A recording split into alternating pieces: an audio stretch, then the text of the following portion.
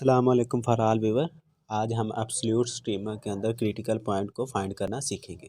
हमने एब्सोल्यूट स्ट्रीमा वाले पिछले वीडियो के अंदर क्वेश्चन किए थे, लेकिन आपको क्रिटिकल पॉइंट की समझ नहीं आई थी। तो आज हम क्रिटिकल पॉइंट सिर्फ पढ़ेंगे एब्सोल्यूट स्ट्रीमा के अंदर, जिसके अंदर हम एब्सोल्यूट मैक्सिमम और एब्सोल्यूट मिनिमम की वैल्यू को फाइंड करते हैं। तो क्रिटिकल पॉइंट क्या होता है, इसकी डेफिनेशन क्या है? An interior part of domain, मतलब कि इसकी डोमेन क्या बनेगी हमारे पास। इसके अंदर set of R real number put कर सकते हैं ना, क्योंकि एक्स स्क्वायर और -1 इसके अंदर कोई भी नंबर को पुट कर सकते हैं। लेकिन हमारे पास उसका इंटरवल क्या है? क्लोज इंटरवल, -1 और 2। तो ये क्लोज इंटरवल, और इन दोनों नंबरों को अगर हम पुट करें एफ डैश के अंदर, मतलब एफ डैश एफ के फंक्शन का डेरिवेटिव, वो क्या होगा हमारे पास? 0 या undefined is called critical point, और उसे ही हम क्रिटिकल पॉइंट कहते हैं। कैसे? मिसाल के तौर पर हमारे पास ये वाला क्वेश्चन है एफ ऑफ एक्स स्क्वायर -1। तो सबसे पहले हमें क्या लेना पड़ेगा? इसका डेरिवेटिव।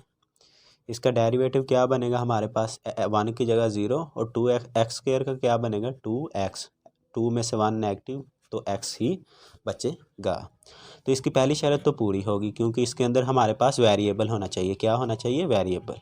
तो x क्या है? एक वेरिएबल। और अब हमने देखना है कि -1 और 2, इन दोनों में से कोई भी नंबर हम 0 पुट करना है। क्या करना है? कोई भी नंबर पुट करें, आंसर क्या आना चाहिए? 0।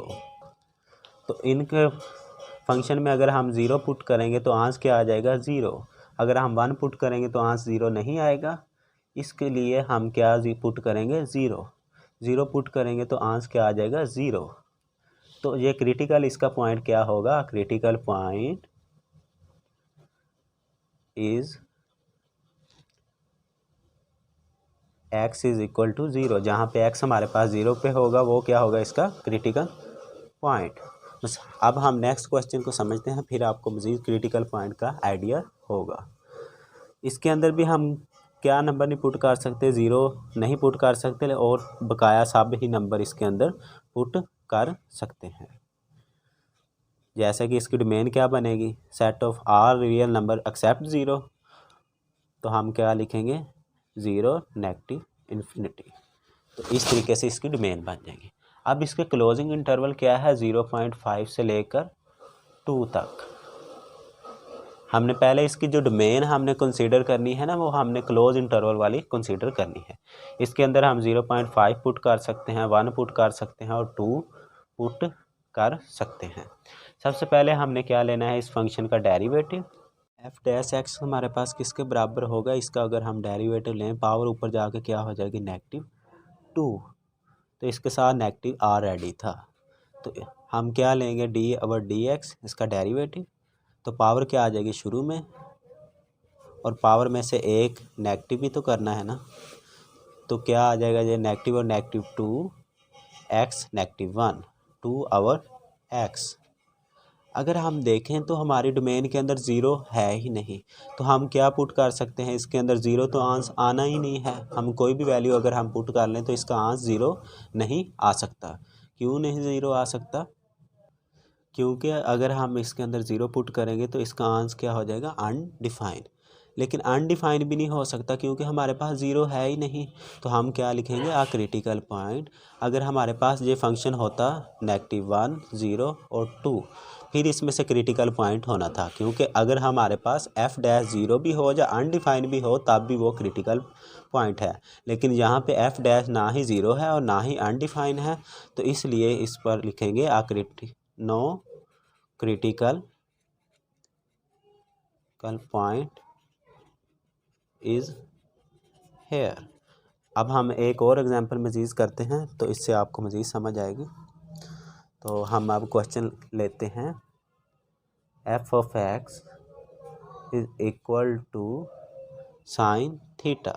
अब हम थीटा वाले भी क्वेश्चन ले लेते हैं, इससे आपको मज़ीद आइडिया होगा। π/2 थीटा 5π/6। तो आपको पता होना चाहिए कि -π/2 किसके बराबर होता है? पाई किसके बराबर होता है? 180 के।